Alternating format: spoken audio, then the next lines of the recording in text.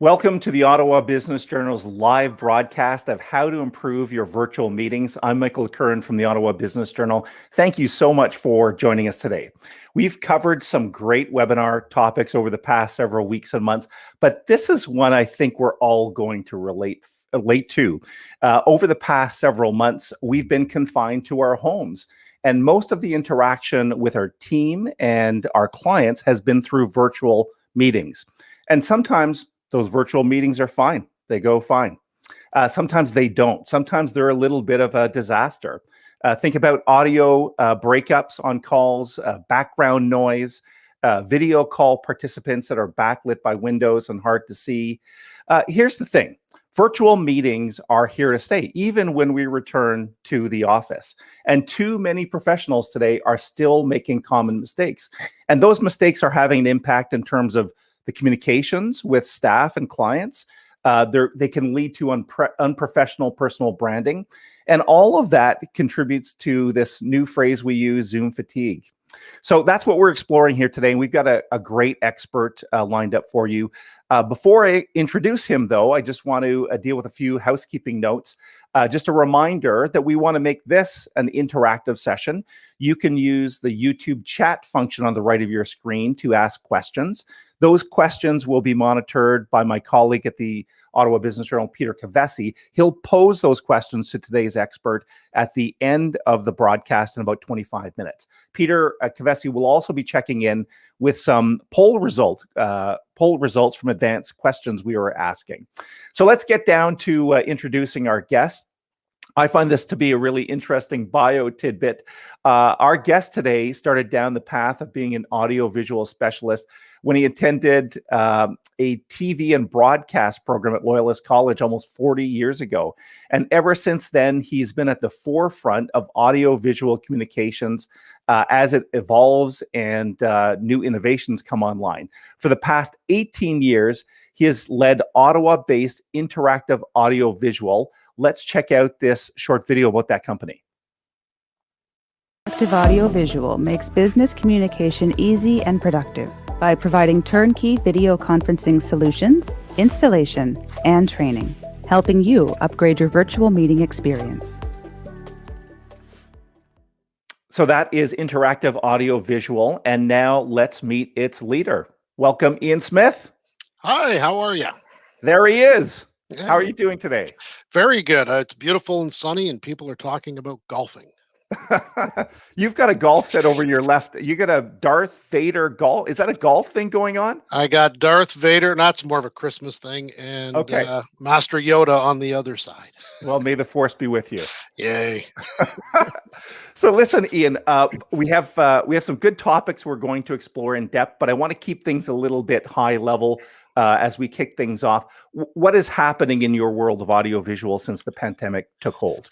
Well, the pandemic had a pretty big impact. People in our industry have been using a lot of these collaboration tools for quite a long time in their boardrooms, on their desktops, etc.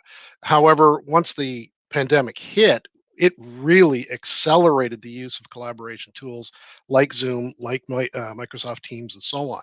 So that acceleration was exceptionally fast. A lot of people got started just to get started. Good enough, maybe, but as we're doing more and more and more of this, we're starting to realize there's a lot more to it. And this massive acceleration, people are not catching up and making the experience as positive as it can be.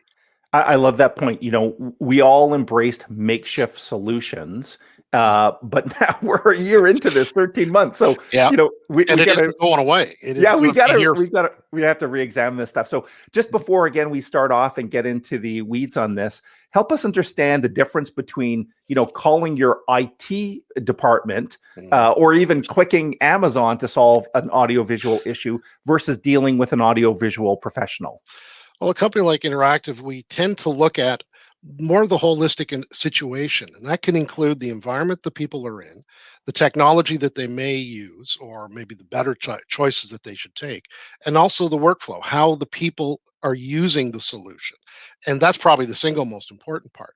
So you take all of those things, the environment, the technology, and the workflow, and then once we've analyzed that, we apply industry standards things that help with content creation and sharing, the audio, the acoustics of the environment, and all these different standards that our industry has been using for years, and we apply it to the solution. That holistic view is what makes us different. We're not just about network connectivity. Good, good. So we won't call you when my webcam doesn't work. That's not you. That's IT. We'll call you for the getting the best webcam and backdrop and audio Yep, solution and all that type of stuff. yep. So Ian, just hang on here for a second. I'm going to get back to you on topic number one, but let's bring today's live viewers up to speed on our agenda. And as usual, we're wrapping this in 3 tidy topics. Our first topic is Zoom fatigue is real. It is. It is. Ian's going to tell you about it in just a second. Topic number 2 is get your technology right. And topic number 3 will be make your home a studio. And of course, we're going to end off with a Q&A from today's live viewers. So let's go, Ian. Let's dig right into this. So this phrase that all of us are uttering these days, Zoom fatigue. I've experienced it. You know, it's a lack of concentration. It's a lack of focus. So again, I'm going to ask you to put your psychologist hat on and say, why are Zoom calls so tiring? For a lot of reasons, but I think I like to break it down to one particular thing. Is number one, we're humans.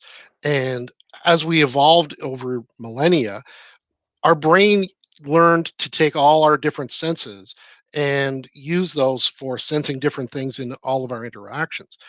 We have multiple senses, but once you take all of that, the brain still expends energy. Once you get into a situation like a Zoom call or a Teams call, whatever you want to call it, some of those senses aren't available. So your brain automatically, it's an autonomic function, it automatically starts to work with the other senses and heighten them as much as humanly possible. But that expends mental energy.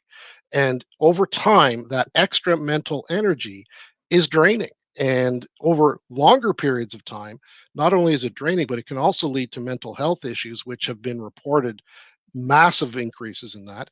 And then eventually it could even lead to burnout. Yeah. You know, it reminds me of that phrase, Ian, by the way. We've always heard that so much of communication is nonverbal, right? So Yes. if you and I were sitting in the same room together, I'm picking up on these micro expressions, as you said, your tone of voice. I'm picking up on all these little things. And Yep. that's very difficult to do over video, and it's exhausting us, and it's hard. Yep. And everything you can do to help those will reduce or mitigate some of the fatigue. So we're going to stay a bit non-technical again, and this is your psychology or coaching hat, maybe again. So, how can people set themselves up for success when doing video meetings, virtual meetings, and that type of stuff? In terms of like holding their concentration and focusing, what can they do, Ian? I think the first one, and I do it myself. One of the things that you want to do is to eliminate or restrict the number of distractions that you can have. Turn off your cell phone. Close programs that are in the background that are going to give you notifications and pop up and distract you. The microphone, making sure it's as close to the talker's mouth as humanly possible. Close the door to your boardroom. These are all things that together help. The other is you want to sometimes close the window shades if they're there, so you're not seeing people walking by your door, your office, those kinds of things. So anything that might detract your attention from what's going on, you want to try and limit those situations. And it occurs to me, Ian, if we're in a home setting, as I am, you know, you might hear the dishwasher, you might hear the Yep. washing machine buzz, you might hear the dog barking, and again, all of those are Absolutely. things we don't hear in a normal office setting. So it's, you know, we're trying to focus on the virtual meeting, but our attention is being pulled in all these different ways. Exactly. So let's check in, Ian, with my colleague from the Ottawa Business Journal. Welcome, Peter Kavesi. Hey, Peter. Hey, Mike. Hi, Ian. Hello. So as usual, Peter, you did a bit of advanced polling of today's live participants. Tell us about the question and what today's participants said about that. So for our first poll question, we want to sort of break down and identify what are some of the specific pain points that people are having when it comes to video calls. I think we've all experienced the most common answer that internet lag and choppy video.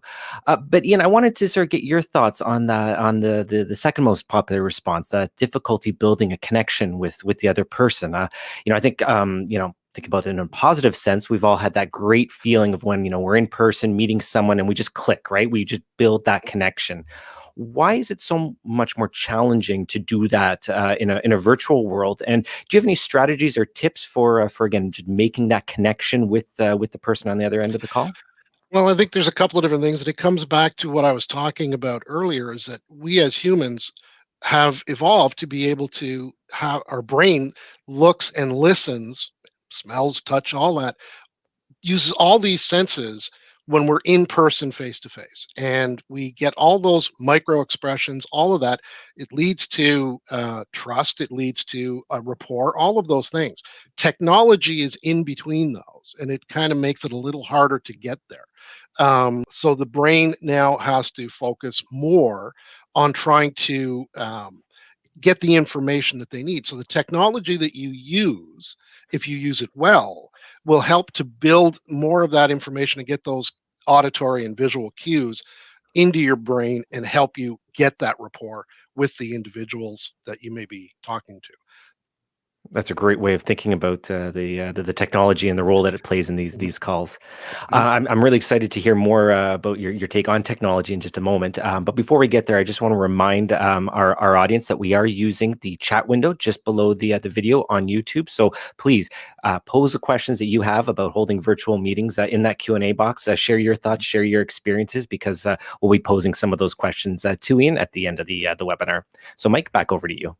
Thanks, Peter. And we'll check back at the end of topic number 2 with you on another poll that we took. So, Ian, let's get into it. We just referenced technology, and what do you know? We're going to talk about it.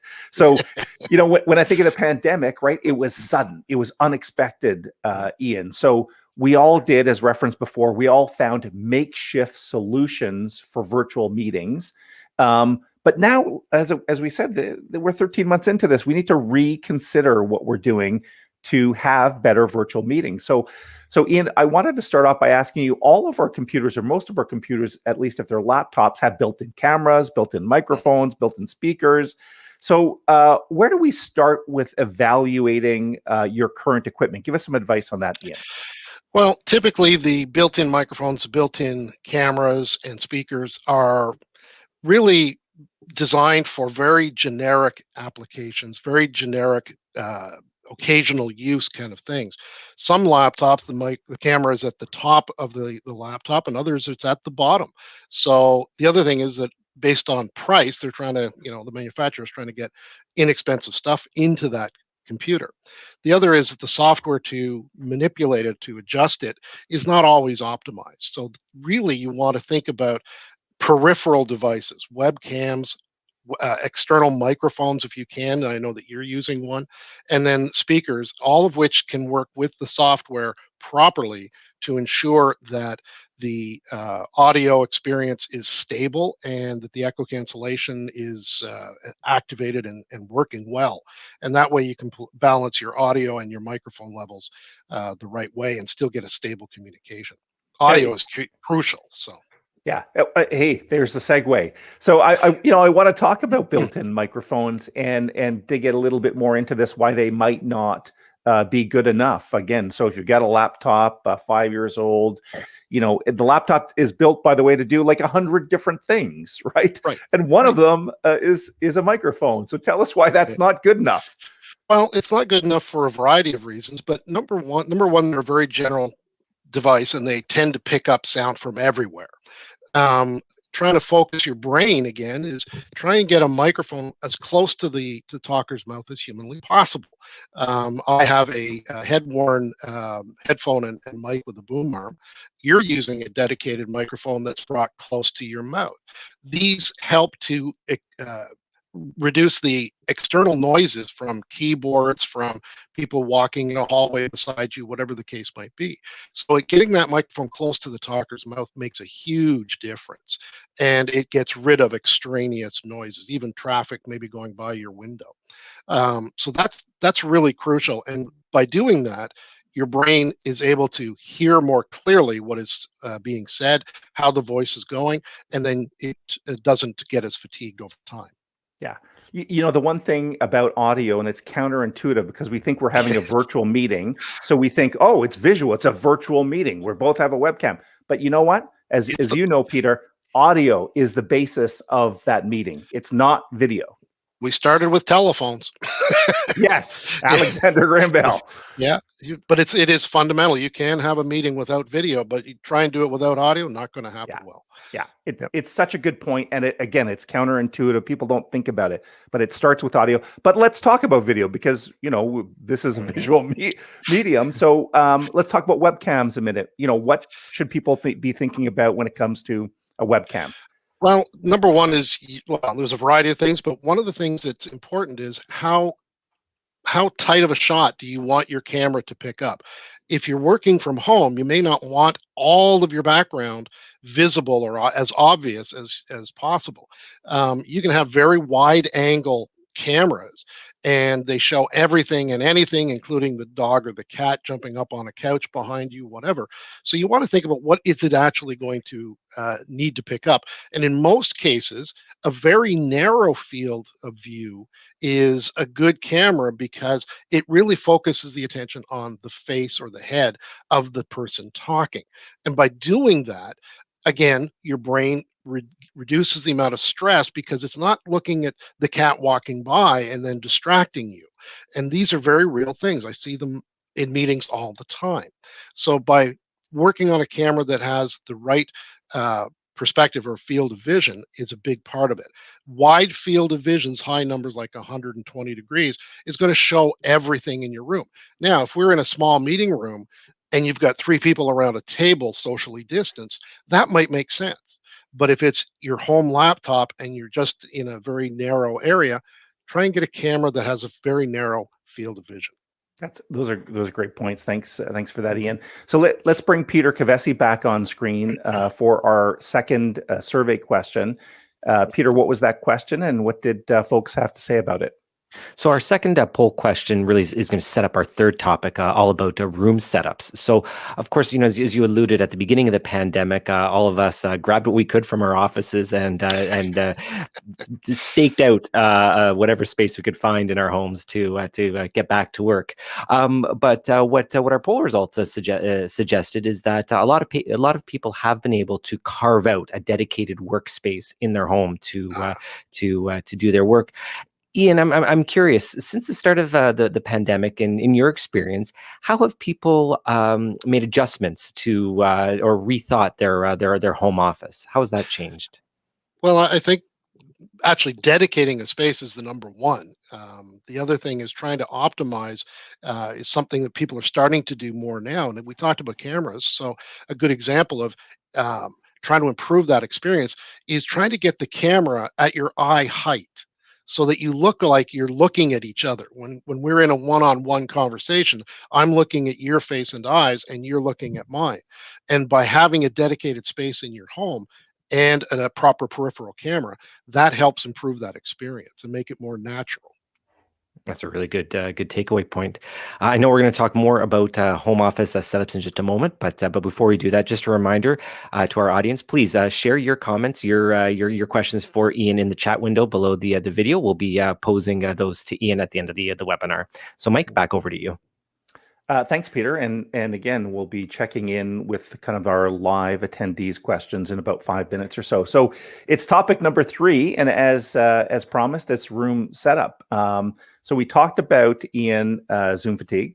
We talked about getting the right technology, and now it's a little bit about making your home office a home studio, if I can put it that way. And let's start off with acoustics again, but from a different perspective, not microphones, but the audio quality of where we're at, the place where we're at. Tell us about acoustics, Ian. We spoke early on about the environment itself, and this is really important. Is a lot of the rooms that people are using at home were not intended for being a studio. So depending on what type of microphone you have and how the room is set up, you could end up sounding like you're in a very large space, or you may sound like you're in the bottom of the barrel, which as we use in audio. Those things again make the brain work a little harder to understand, for the communication to be intelligible. So sometimes you want to be able to put in acoustical treatment to reduce noise reflections in the room and to make you sound more natural and make sure that the voice is clearly heard and understood. So sometimes there's sound absorption, and that can be anything from proper sound panels that we offer, or even in some cases, some people can put up a tapestry or quilt on a wall. Those things can definitely help improve the acoustics. And again, microphone and microphone placement. We're going to talk next about lighting. And again, Ian, you had a start in TV, and I think you're a bit of a photography guy too. So if you have anything to do with the video or photography, that the number one thing is lighting. So tell us about what we can do about lighting. I see all these specifications on cameras and how low light they can be, but the truth of the matter is all these imaging sensors require light, and generally speaking, a lot of it. So what we've done is we've gone out and we provide a particularly good light. It's called Zelo, and what it does is it makes sure it's dimmable and it's bright enough for the situation you're trying to make sure you can get the face of the talker properly illuminated, so that those facial features and grimaces and the micro expressions can actually be seen, or seen better than a generic webcam might have. The other is that not only the brightness, but the color temperature is also important. The height adjustment and positioning, so you can get it so that you don't have a whole lot of extra shadows on your face, that kind of thing. And it also helps for people who have windows behind them. If you don't have a light in front of your face, what happens is you end up being silhouetted, so you barely see the actual facial features and expressions. And as a result, the communication is harder for your brain to understand. You don't always know if the person is understanding and seeing and accepting what you're saying. So by properly illuminating the face and making sure you have color temperature adjust, so that the colors, the facial tones, the color of your clothes all comes out proper.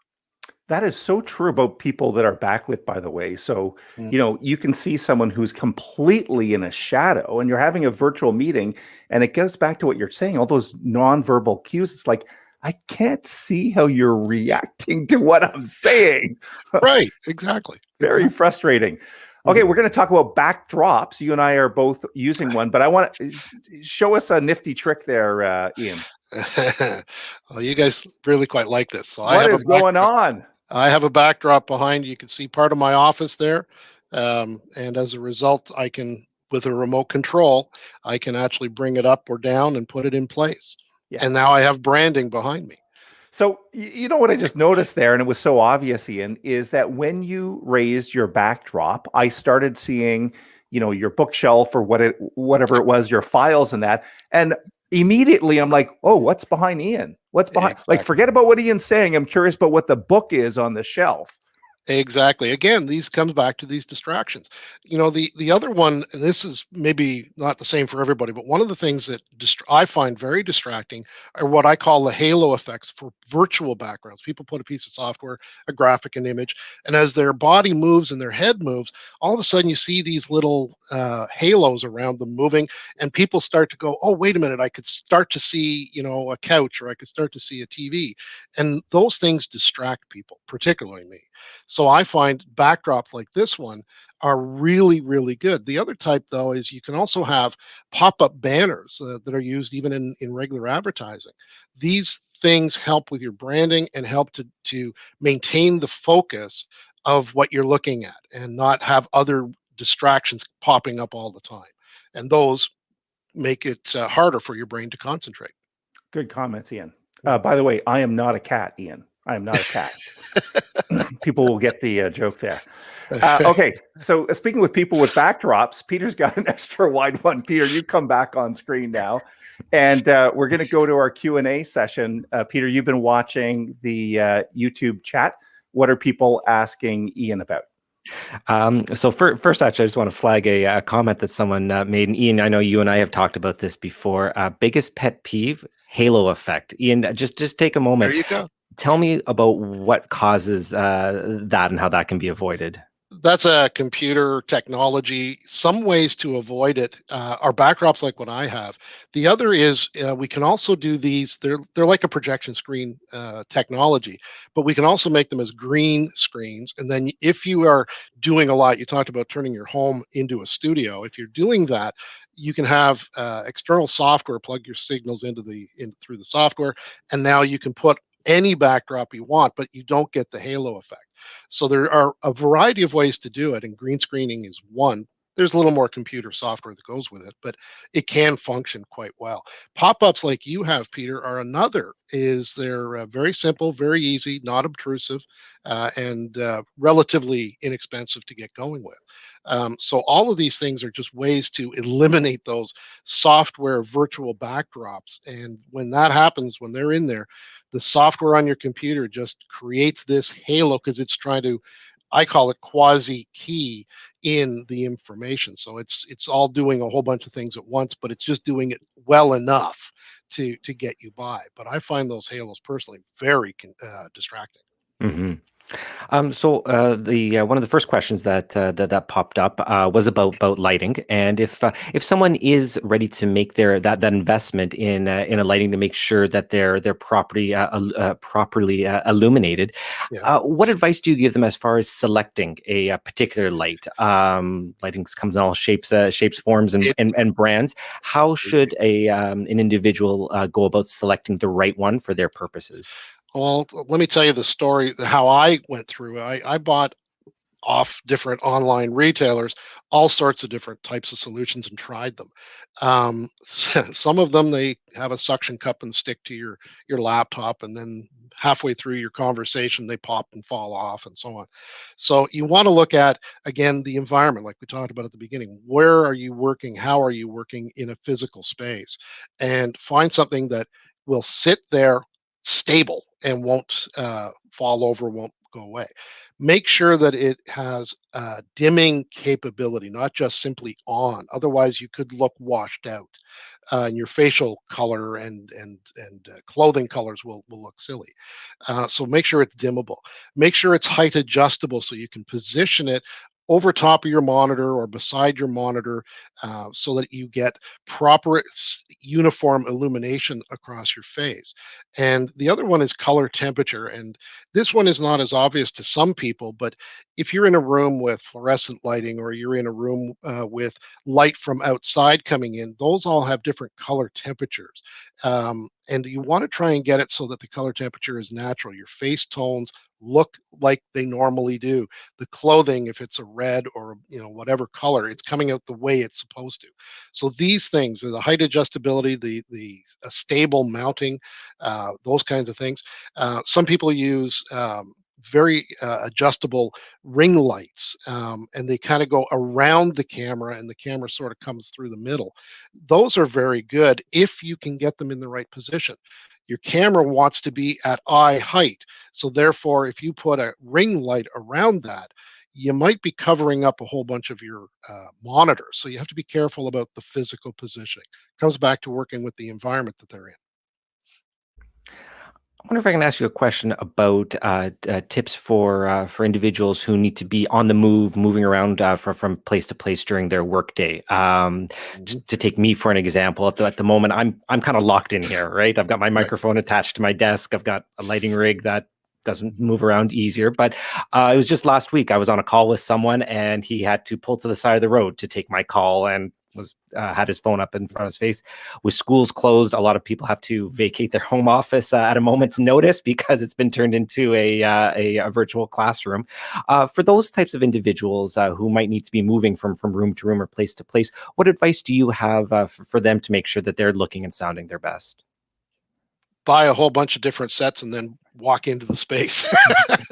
That's a tough one, and we actually deal with a lot of people who are, and I do it myself, is while I'm driving, there's a Zoom call or something like that. And those are not optimal at all because you have road noise. Your car is not necessarily best built for acoustics, and trying to keep the cell phone in the right position so I can see a face without looking up my nose. All of these things are not optimal. Um, there is no good answer to that other than to say, if you know you're going to be in room A, B, and C on a regular basis, literally just try and have something that's very portable, or buy multiple of them and have them in those rooms ready to go when you need them. Great. I think we have time for one more question. Ian, on this front, I'm going to ask you to gaze into your crystal ball. You get the chance to talk to a lot of manufacturers, equipment suppliers. You've talked a lot about a lot of great technology that's on the market today. I'm curious, what's your prediction as far as what's next? If remote work does become the norm, as a lot of people are predicting, what is going to be the next wave of technology that's going to elevate our virtual meetings? I think that it kind of comes in different types of situations. If you're in the office, because number one, we know that going back to the office is very anxiety producing for a lot of people. And there is likely to be some form of hybrid work from home, work in the office, some amount of time throughout the week. And I think different companies are going to do it different ways, but it'll be hybrid.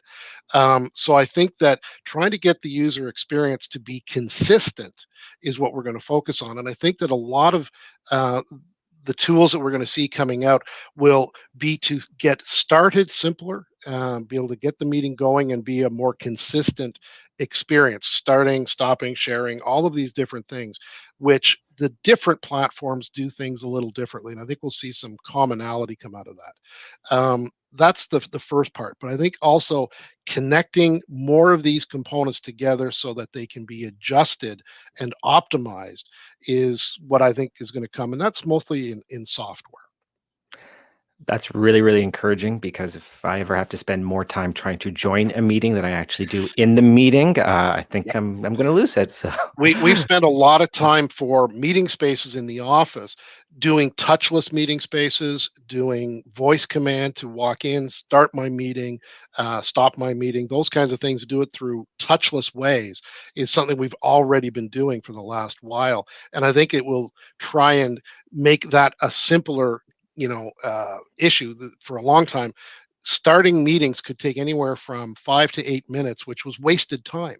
So we've been able to bring that down in many cases to as quick as 30 seconds, and it's pretty reliable. So by doing those kinds of things in the meeting space and now trying to port it over towards a mobile device, I think is part of that migration of what we see coming, and a lot of that will be reliant on software. just before we go, actually, we did get one last minute question that I'd love to pose for Ian. Again, it's another question about lighting. For individuals who wear glasses, sometimes the lighting can create a bit of glare off their glasses. Are there any strategies or tips you have for individuals who wear glasses to reduce that effect? There's actually two, and one of which is to get glasses with a coating that will help reduce that. I know I did that. The other is, again, it comes back to the height adjustability of your light and the dimmability. And if your light, like ours, the Zelo light that we use and offer, has a diffuser on it that's positional. So those things together can help reduce it. And again, with dimming, you also want to get it to a certain point where you're not over illuminating a face as well. So dimming, diffusing, and positioning together can help with that quite a bit. Fantastic. Ian, thank you so much. And Mike, back over to you. Well, Ian, time flies. We're at the end of the show. We try to keep these really kind of snappy and create a lot of pace. Very illuminating. Get the pun? This is very illuminating. I like your comment though about too much light too. You don't want to be washed out, right? There is that. You want to get that natural skin tone, as we indicated. So, Ian, listen, as we wrap up, I'm going to tease some more webinars that we're going to do together. We talked a lot about virtual meetings, but of course, as we, God willing, come to the end of the pandemic and we have people in the office, and we have people remote and maybe even a client in some other country, we're going to need more complex systems, audiovisual systems for our offices, right? So that's what we're going to be talking about in an upcoming session. I think that's scheduled for May 12th, if people want to circle that on their calendar. As we wrap up, though, Ian, how can people contact you? Give us your credentials and contact info. Interactiveaudiovisual.com is the website. My phone number is 613-748-9388, and direct extension is 2222. And the email address is there. Feel free to contact me in any way you wish. That's awesome. Thanks for being such a great resource for local business community, Ian. So we'll bid you adieu. Thanks for being here. We appreciate it. And for those of you, as we wrap up, we're going to remind you that you can visit the obj.ca website every day for the latest and local business news. I highly recommend subscribing to OBJ Today, and that's our weekday email newsletter. It goes out around 4:30, 5 o'clock, depending on the news of the day. That is a full recap of what's happening on weekdays in local business. You can also follow us on social media. Our LinkedIn platform in particular seems to be really popular these days. And since many of you are watching this on YouTube, I do ask that you hit the red subscribe button and the little bell icon, and that's going to tell you when we're live on screen. So as we move to the end of this, I'm going to throw things back to our producer. I'll bid you adieu, and please stay connected with OBJ in whatever way you can. Thanks for tuning in. Bye-bye.